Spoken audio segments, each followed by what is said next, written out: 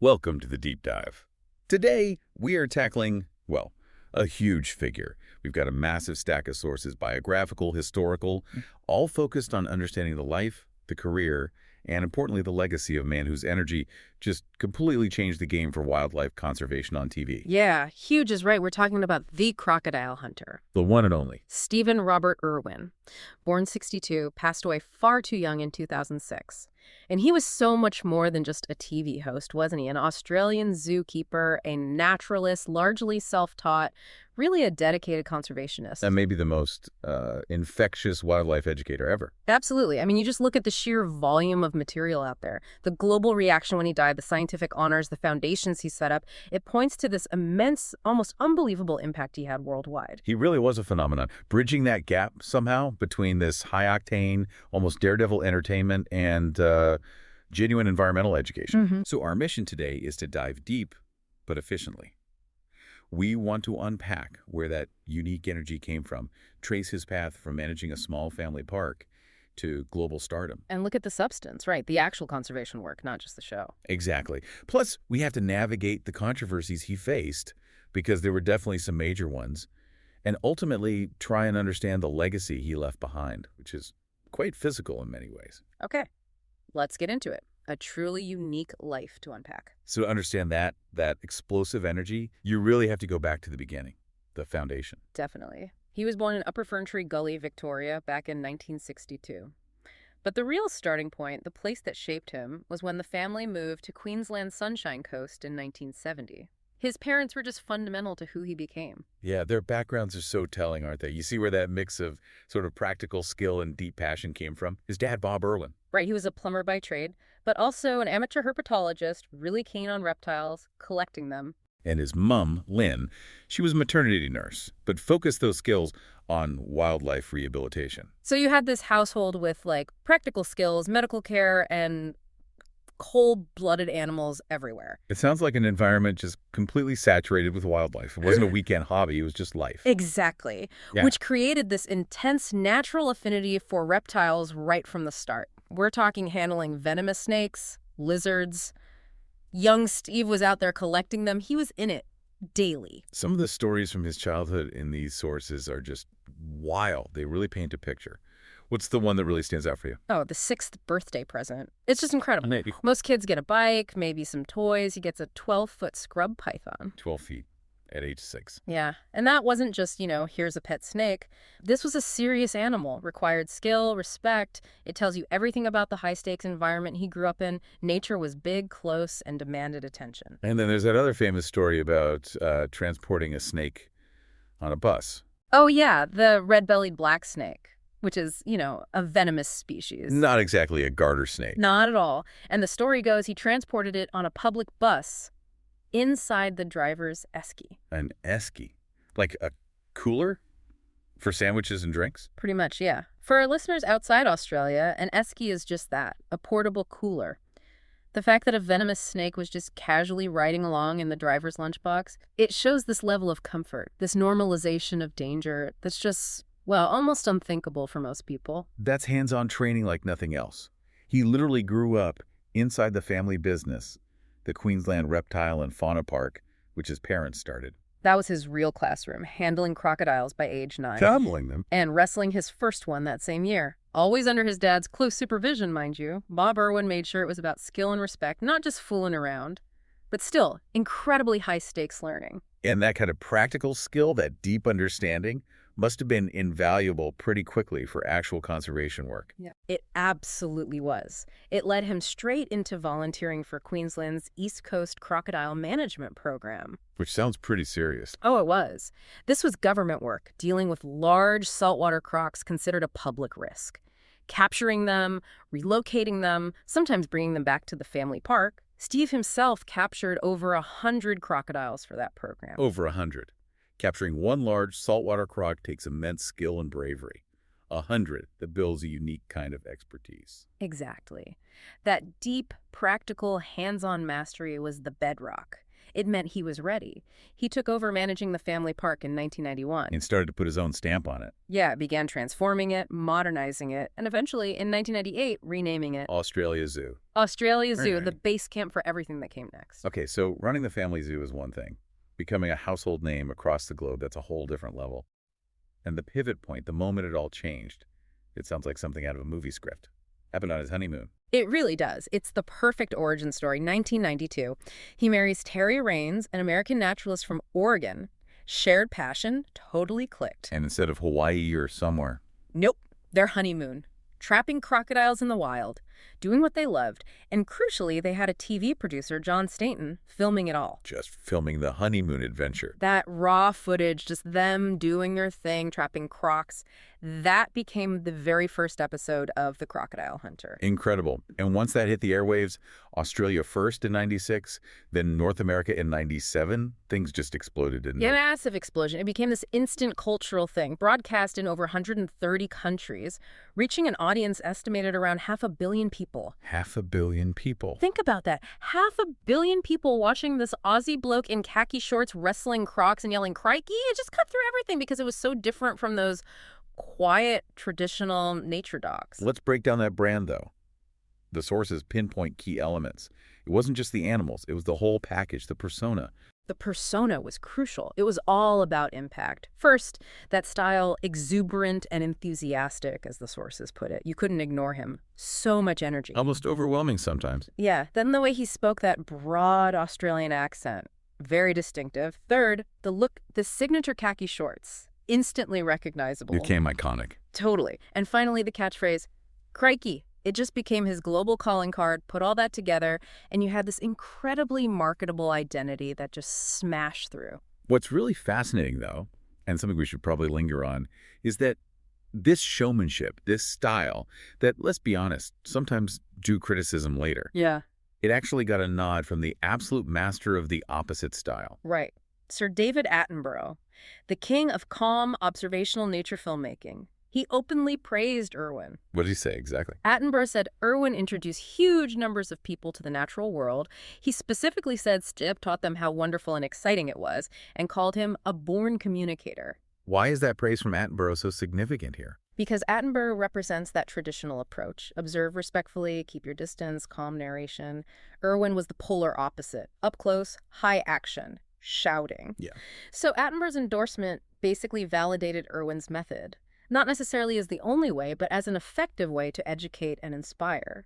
It showed that even though the delivery was radically different, the goal, getting people to care about nature, was being achieved on a massive scale. It sort of legitimized the showman as a serious educator, in a way. And the success of that main show just led to more, right? The whole media empire started expanding. Absolutely. The Crocodile Hunter spawned spin-offs, Croc Files aimed at kids, The Crocodile Hunter Diaries, more behind the scenes at the zoo, new breed vets. His presence on Animal Planet was huge. They even had a whole week dedicated to him, didn't they? Yeah, Croc Week, every June from 2000 to 2007. An entire week of programming built around him and Australia Zoo. Shows the massive influence he had on that channel. And it's quite poignant, reading the sources, that even near the end, he was already planning for the future, for his family to carry on the message. He was definitely thinking ahead.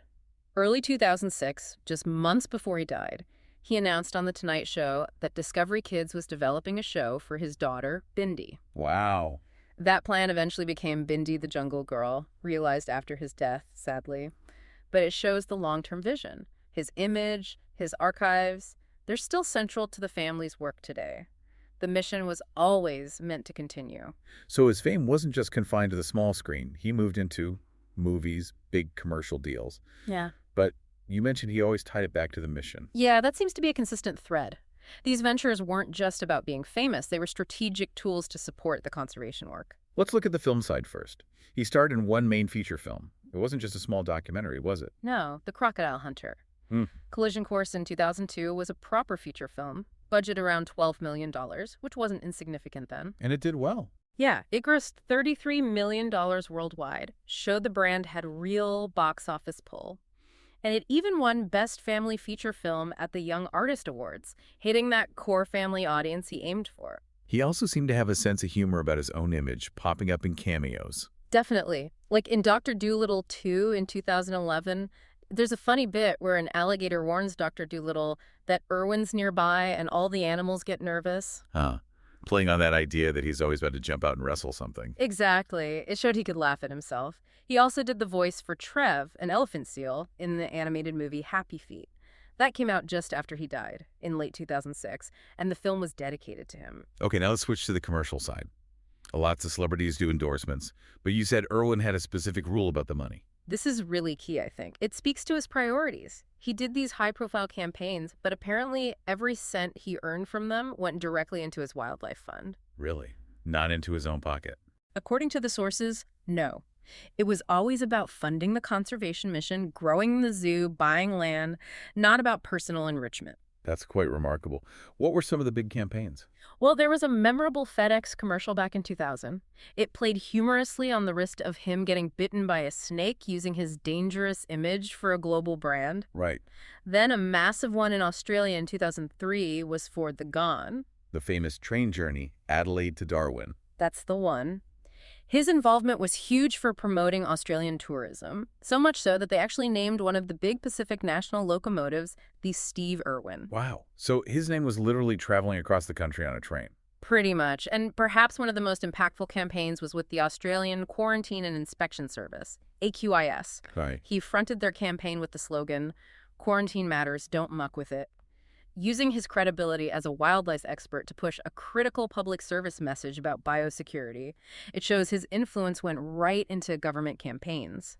And all that money, all that attention, it fueled the growth back at Australia Zoo. Absolutely. Under his leadership, it grew from just the zoo into this whole enterprise, TV production, conservation foundations. The physical zoo expanded massively too. The Animal Planet Crocoseum. That huge stadium for the croc shows. Yeah.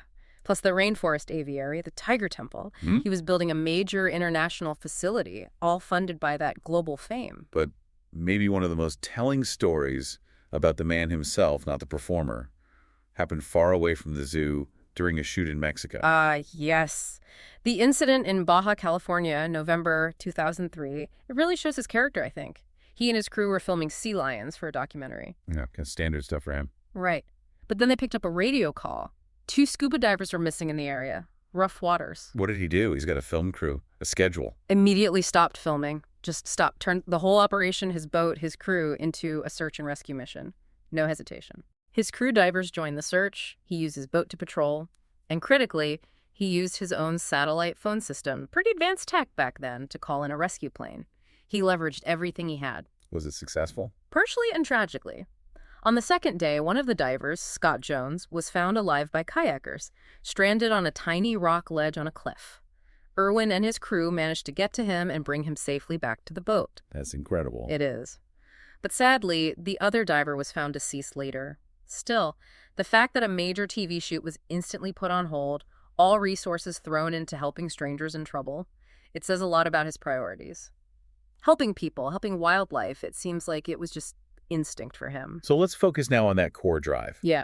Because for Steve Irwin, the fame, the showmanship, it always seemed to serve a deeper purpose. He called himself a wildlife warrior, right? Consistently. And his mission statement was crystal clear: to save the world's endangered species. That was the goal behind everything. And his whole philosophy of how to do that was pretty revolutionary for its time. It really was. You know, traditional environmentalism could often be quite preachy, or focused on doom and gloom, scary statistics. Right, trying to shock people into action. Irwin just flipped that completely. His approach was all about sharing his absolute boundless excitement for nature. He wanted people to see conservation as wonderful and exciting. The idea being, if you make people fall in love with it, they'll want to protect it. Simple, but powerful. Exactly. Make it thrilling, make it accessible. So how did that philosophy translate into actual concrete actions beyond the zoo, beyond the TV shows? Well, a major part was practical land acquisition, which is, often the most direct and effective way to conserve habitat. The sources say he systematically bought up large tracts of land, particularly in Australia. And these weren't just small plots. No, significant areas. And he explicitly described managing them like national parks. The goal was permanent protection, creating safe havens for wildlife. And this wasn't just an Australian focus, was it? He looked internationally, too.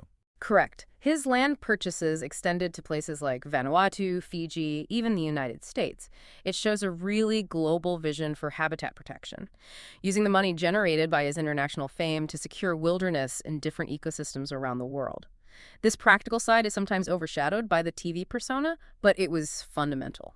And to manage all this, to make sure the work would last, he set up formal structures, foundations. Yes, several key ones. The main one started as the Steve Irwin Conservation Foundation, but was later renamed, very fittingly, Wildlife Warriors Worldwide. Wildlife Warriors. Fits perfectly. Doesn't it? That focused on global conservation, research, emergency wildlife response. He also co-founded International Crocodile Rescue, obviously leveraging his very specific expertise there. And some foundations were quite personal, too. Yes. After his mother, Lynn, died tragically in a car accident in 2000, he established the Lynn Irwin Memorial Fund. That focused on specific wildlife care initiatives, things she was passionate about. And he also set up the Ironbark Station Wildlife Rehabilitation Facility. So you see this broad approach. Land acquisition, specialized rescue, rehabilitation. It was a comprehensive strategy. It's interesting to circle back to inspirations. We talked about Attenborough praising him, but who did Irwin himself look up to? According to Terry Irwin, his wife, Sir David Attenborough, was a massive inspiration for Steve. Really? So the admiration went both ways. Apparently so. Terry emphasized that Steve's core motivation was always conservation, and he deeply respected Attenborough's lifelong commitment and impact. It kind of positions Irwin as seeing himself in that lineage of conservationists, just choosing a radically different, louder megaphone to get the message out to a modern mass audience. He was translating that Attenborough-style passion into the language of high-energy TV. Okay, so we've got this picture of immense success, global reach, genuine conservation work. But with that level of fame and his particular high-risk style, controversy was maybe inevitable. Yeah, it seems almost unavoidable, especially in the media landscape of the early 2000s. His approach was so different, it was bound to attract scrutiny and sometimes outright criticism. And the biggest flashpoint, the one that really caused a global media storm, was the incident with his baby son and a crocodile in 2004. Yeah. Can you walk us through what happened there? Right. This became known as the Crocodile Incident. He was filming at Australia Zoo, and he was hand-feeding Murray, a big saltwater croc about 3.8 meters, so pretty large. Okay. Standard Irwin footage, you might think. Except, while doing this, he was holding his son, Robert, who was only 1 month old at the time. 1 month old, near a large saltwater crocodile. Exactly. The footage just looked incredibly dangerous. The baby seemed extremely close to the croc's jaws, and when that footage hit the news, well, it exploded. The reaction was pretty strong, wasn't it? People made comparisons to other celebrities. Instantly. The comparison that kept coming up was Michael Jackson dangling his baby over a balcony. Critics, child welfare groups, animal rights activists, the general public, many were outraged. They called it reckless, irresponsible. Some even used terms like child abuse. It was a perfect storm of parental anxiety and media frenzy. How did Irwin respond? Because from his perspective, based on his life experience, he probably saw it very differently. He did. He went on NBC's Today Show fairly quickly. He apologized for the concern he'd caused, but he staunchly defended the action itself. He didn't think it was dangerous. He and Terry both argued that because of his lifelong experience handling crocs since age 9, understanding their behavior intimately, he knew Murray perfectly, and that Robert was never in any actual danger. He even released footage from different angles, arguing it showed more distance than the initial clip suggested. And Terry compared it to? She famously said Robert was in no more danger than a child being taught to swim by a parent. It was all about his unique expertise and control, in their view. So was this fundamental clash, his highly specialized personal assessment of risk versus the public's general view of extreme danger near an infant? Absolutely. And while the authorities investigated and ultimately decided not to press charges... Right, no charges were filed. No. But the incident did have lasting consequences. It was so high profile, it actually led the Queensland government to change the law. They brought in new regulations specifically banning children and also untrained adults from entering crocodile enclosures, a direct legislative response to that one event. There were other times his filming practices came under scrutiny too, right? Yeah. Like in Antarctica. Yes, briefly. In June 2004, there were allegations related to filming the Crocodile Hunter episode Icebreaker. Claims were made that his crew might have gotten too close and disturbed wildlife, whales, seals, penguins. Delicate ecosystem down there. Very. It raised questions about following wildlife interaction guidelines. But again, after an investigation by the Australian environmental authorities, the matter was closed. No charges. Seemed like there wasn't enough evidence of significant disturbance. His fame also seemed to pull him into the political arena occasionally, which can be tricky territory for a conservationist. It can be. He always maintained he was a conservationist first and didn't take political sides. But he did cause a stir when he publicly praised Australia's Prime Minister at the time, John Howard. What did he say? He described Howard as the greatest leader in the world, which, was a pretty strong praise. And that didn't go down well with everyone. No. Critics felt someone with his public profile should stay neutral or at least avoid such effusive endorsements of a political leader. It sparked debate about his judgment in that area. And there was also some criticism, particularly from the Sydney Morning Herald, about potentially confusing messages on broader environmental issues, like land management in Australia. Yeah, this was an interesting point they raised. He was talking about things like land degradation and erosion, major issues in Australia. But he made a comment suggesting that Australia has evolved to handle those big animals, referring to cattle.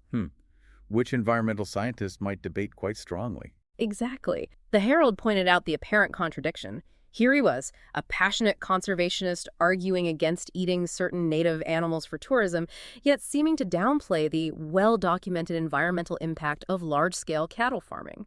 They felt his message became a bit confusing there, highlighting the challenge of being both a populist entertainer and a nuanced scientific communicator on complex issues. So despite the controversies, his influence was just undeniable, which made his sudden death in 2006 all the more shocking.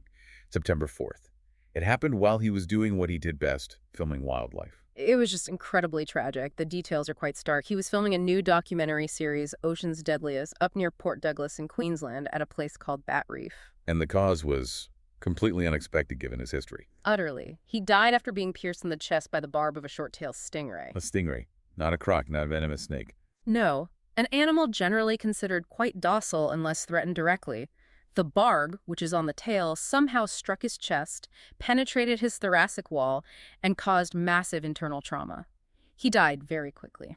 It's just such a cruel irony. Decades working closely with apex predators. And then this happens. Stingray fatalities are incredibly rare worldwide. What makes this even more, I suppose, shocking and unique is that his death is thought to be the only stingray fatality ever actually captured on film. Wow.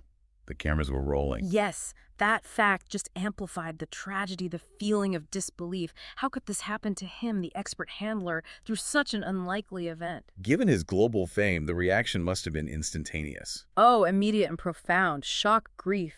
It went way beyond just entertainment news. Governments, including Australia's Prime Minister John Howard, issued statements.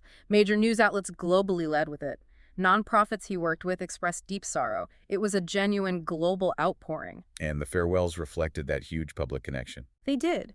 There's a private funeral first, just family and close friends, at Australia Zoo on September 9th. But the public need to grieve and pay tribute was immense. So they held a public memorial. Yes, on September 30th at the Crocodile in Australia Zoo, the place he built. 5,500 seats packed, and it was broadcast live around the world. Estimates suggest over 300 million people watched that service. 300 million viewers. That just underlines the sheer scale of his impact, doesn't it? His life was cut short, tragically, but his name, his legacy, seems truly embedded now in institutions, conservation efforts, even in the names of species. That's a really powerful form of legacy, the scientific naming. It directly honors his passion for discovery. Back in 1997, he and his father both actually discovered a new species of freshwater turtle in Queensland. They discovered it themselves. Yes, and the herpetologist John Cann officially named it Elsia irwini Irwin's turtle, a direct recognition of his contribution to finding it. And that kind of recognition continued even after his death. It did. It shows his enduring cultural impact, influencing science itself. In 2009, a newly discovered species of land snail was named Crikey Steve Irwin. Incorporating the catchphrase. Exactly. And it went beyond Earth, too. Asteroid 57567 was officially named Crikey. An asteroid named Crikey. Yeah. Having species on Earth and a body in space bearing his name or catchphrase, it really speaks to how far his influence reached. And beyond the scientific, there was significant official recognition, too, both during his life and posthumously. Definitely. While alive, he got the Centenary Medal from the Australian government in 2001 that was for service to global conservation and Australian tourism, two key pillars of his work. Right. In 2004, he was named Tourism Export of the Year and also Queensland Australian of the Year. And after his death, the honors kept coming, interestingly crossing boundaries between entertainment and, well, academia. That's an important distinction. It wasn't just about celebrity. No. He was inducted into the Logie Hall of Fame Australia's TV Awards in 2007. But perhaps more significantly, that same year he was awarded an adjunct professorship at the University of Queensland. A professorship? An adjunct one, yes, in the School of Integrative Biology. It was a serious academic acknowledgement of his expertise, his impact on conservation education, even if self-taught. And then, cementing the global icon status, he got a star on the Hollywood Walk of Fame in 2018. And the family, of course, carries the torch. Absolutely. Terry, Bindi, and Robert continue to run Australia Zoo, ensuring that physical hub endures. And his image, that khaki brand, is still used by the Queensland government to promote tourism. His legacy has ongoing economic value, too. There are also these living tributes, ways people are encouraged to remember him and continue his work. Yes, the most prominent is probably Steve Irwin Day, celebrated every year on November 15th. What happens on Steve Irwin Day? It's positioned as a day of action, not just remembrance. People are encouraged to wear khaki, raise funds for wildlife warriors worldwide. It's all about actively continuing his mission. His name also got attached to the more direct action side of conservation. That's right. The Sea Shepherd Conservation Society, known for their sometimes confrontational anti-whaling campaigns, after his death, they renamed one of their main vessels, the MV Robert Hunter, as the MY Steve Irwin. Wow. Did the family support that, given Sea Shepherd's methods can be controversial? Terry Irwin fully endorsed it. She was quoted saying, if Steve were alive, he'd be aboard with them. It strongly linked his legacy to that passionate boots-on-the-ground or waves conservation movement. And even locally, right near the zoo, his impact was marked immediately. Yes, Glasshouse Mountains Road, the main road running right past Australia Zoo, was renamed Steve Irwin Way very soon after he died, a permanent local landmark acknowledging his significance. And finally, just to show how enduring his fame is, his name still pops up in national conversations in Australia, even very recently. It really does. A striking example was in 2022, after Queen Elizabeth II passed away. As Australia was discussing the future of its currency, whether King Charles III should be on the notes. Yeah. There were actual petitions, public suggestions gaining traction that Steve Irwin should be featured on Australian currency instead. Steve Irwin on the money. The suggestion itself, whether serious or symbolic, just perfectly illustrates his standing. He's moved beyond celebrity into this realm of national icon status for many Australians, considered worthy of that ultimate symbolic recognition. So when you pull all these threads together, that incredibly intense hands-on upbringing, the absolute explosion onto the global media scene, the practical conservation buying up land, the foundations, the controversies, the enduring legacy, it paints a picture of someone who was, well, a really crucial bridge figure. A bridge between what? Between the sometimes inaccessible world of science and conservation and mainstream popular culture. He took something that could be seen as dry or depressing and just injected it with this raw, infectious energy. He made millions, hundreds of millions, feel that conservation was vital, yes, but also wonderful and exciting. He made protecting wildlife seem thrilling. So for you, the listener who joined us for this deep dive, hopefully, you now have a really solid grasp of how that unique childhood fueled a global movement. How his personality navigated and sometimes courted public fascination and controversy. And how his legacy isn't just memories or TV reruns, but actual physical land, species named in his honor, and ongoing work by his family. That's an extraordinary story. And amidst all that global fame, the crikeys, the wrestling crocs, Irwin himself often said, according to the sources, that the most important thing, how he really wanted to be remembered, was simply as a good father. That's quite grounding, isn't it? After everything we've discussed, the huge scale of his public life, the conservation impact. Yeah. So it leaves you with a question, maybe. We've explored the wildlife warrior side, the massive global impact. And we know how much being a good father meant to him personally. Which role, or perhaps how those two roles intertwine, truly defines his most significant, his most enduring legacy? Something to think about. Thanks for joining us on The Deep Dive.